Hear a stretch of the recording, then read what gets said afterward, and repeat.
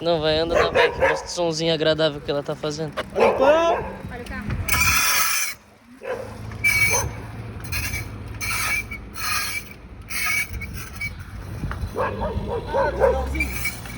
Mano, eu não acredito na coisa dessa. Pego minha bike pra andar, olha o som infernal que ela tá fazendo. Que som agradável. Um som de uns 500 reais pra arrumar.